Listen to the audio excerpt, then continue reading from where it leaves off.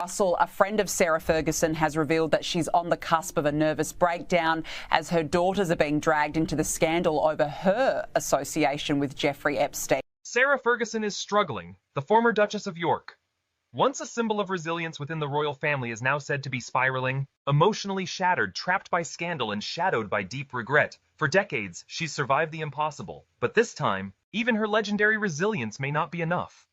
Behind the gates of Royal Lodge, the home she shared with Prince Andrew for years, everything is falling apart. The walls that once protected them now echo with tension and silence. Boxes crowd the corridors. Unopened parcels pile high, untouched. What was once a royal residence now feels more like a monument to decay. Of course, this situation has affected Sarah Ferguson. She's been forced to relinquish her titles. I think it's quite unfortunate, that we have to discuss people's mental health in all of this, because it will no doubt take a huge effect on. Prince Andrew has already lost everything that once defined him: his titles, his honors, his dignity. Now he's agreed to give up Royal Lodge, the grand 30-room estate he's clung to for decades. To the public, it's another headline. But for Sarah Ferguson, it's the end of her last safe place. Insiders describe a household frozen in chaos. Fergie blames herself. She's been pacing the halls, asking questions no one can answer. What if I'd done things differently? What if I'd just stopped? Her remorse runs deep, but so does her exhaustion. Because after decades of controversy, she's finally run out of places to hide. Those close to the family say it's like watching the aftermath of a storm. After 4 years of research, after 4 years of looking into this woman, and who is, to you, Sarah Ferguson? Well, Sarah Ferguson is a woman of great charm, great ability, a woman who could do a lot of good, has a great empathetic feel for particularly deprived children. Andrew retreats into silence, spending hours locked in his private quarters, reportedly numbing himself with video games. Sarah, on the other hand, is unraveling in full view. She can't sleep. She barely eats. Her thoughts spiral endlessly, replaying every misstep that brought her here. For years, she was the Duchess who could always come back from disaster, the scandal survivor who turned disgrace into opportunity. From bankruptcy to public humiliation, she reinvented herself again and again. She was charming, funny, flawed, but resilient. Yet this time, the public has stopped clapping. The applause has turned into whispers, and the redemption machine that kept her afloat for decades has finally broken. The unraveling began long before the eviction notices. It started when the Mail on Sunday revealed that Sarah had personally emailed Jeffrey Epstein apologizing for publicly cutting ties. That single act destroyed what little goodwill she had left. Her TV deals vanished. Publishers walked away. Even her latest children's book, Flora and Fern, once set for release in October, was quietly postponed to late November. Industry insiders called it a sensible move, but behind the polite language was a brutal truth: no one wanted to be associated with her name. For a woman who spent decades selling redemption, the silence is deafening. To understand her collapse, you have to understand her pattern. Sarah Ferguson has always lived in extremes: lavish highs followed by crushing lows. She once spent £25,000 in an hour at Bloomingdale's, 9 holidays a year, a small army of staff chefs, chauffeurs, gardeners, even a personal flower arranger. Her dinners were once described as medieval feasts, grand, extravagant, and wasteful. By the 1990s, she was drowning in £3.7 million of debt, but somehow, she found a way to bounce back through interviews, brand deals, and charm. For decades, she turned chaos into currency, but the world has changed, and the public's patience has run out. Today, the phone barely rings. Her inner circle has grown quiet. Even her most loyal friends have started to drift away. Her daughters, Princess Beatrice and Princess Eugenie, are said to be deeply concerned. They've begged their mother to find purpose again, to start over, maybe even leave Britain for good.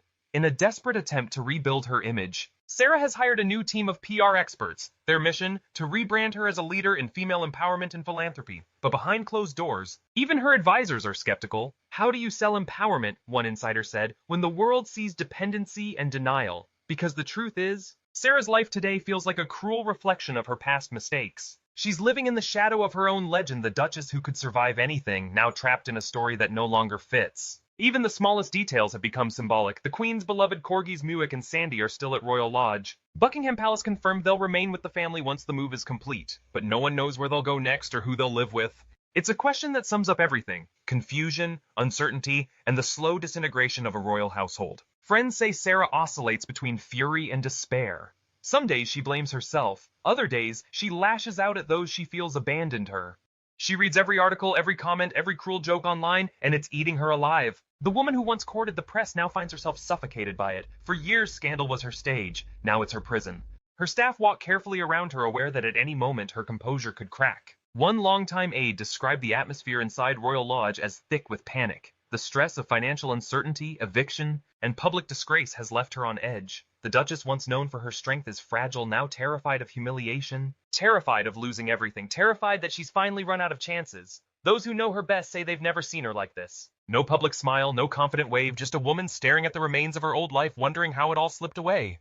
Royal insiders call this the final act. The moment when Sarah Ferguson must decide who she truly is without the title, without the safety net, without the illusion of control. Because beneath the scandal and the spectacle lies something painfully human, a woman confronting the ruins of her own myth. The Royal Lodge, once a symbol of defiance, is now being dismantled box by box. And in that image, two fallen figures packing away decades of privilege, lies the quiet truth of the House of York. A prince who hides in denial, a duchess drowning in regret, and a family caught in the wreckage of its own history.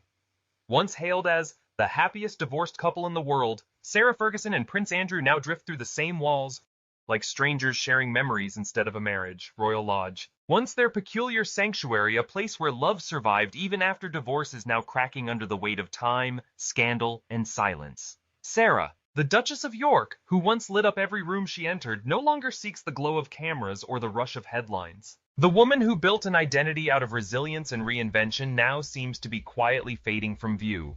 Friends whisper that she's preparing to leave Britain, but no one really knows where she's going, or if she's running away from the storm outside, or the one still raging within. There's no public redemption arc here, no fairy tale ending with forgiveness and applause, just the quiet unraveling of a woman who wants to find survival itself. Because sometimes, the hardest chapter to live through isn't the fall from grace, it's what comes after, when the spotlight goes dark and the applause never returns. Royal Lodge stands as more than a home, it's a mirror. A reflection of a royal era that refused to adapt, of choices made out of pride and comfort, of people who held on long after the story had ended. The walls may still whisper with laughter from a different time, but now they echo with something colder, regret. What remains of Sarah Ferguson is not just a duchess stripped of her crown's protection, it's a cautionary tale about fame, indulgence, and the danger of never knowing when to let go. Because when the noise quiets and the world looks away, what's left isn't the glamour or the gossip, it's truth. The kind that strips away image, legacy, and reputation. What's happening behind those royal gates isn't just about one duchess or one home, it's a reflection of something much larger. The slow unraveling of illusion,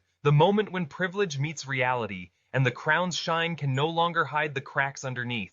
When the last light fades at Royal Lodge, it isn't just an ending, it's a symbol of how even the most powerful can't escape the weight of their choices. Because in the end, no one, royal or not, can hide from themselves forever. Subscribe and stay tuned for more royal family updates, as the truth behind the crown keeps revealing the cost of living inside its shadow.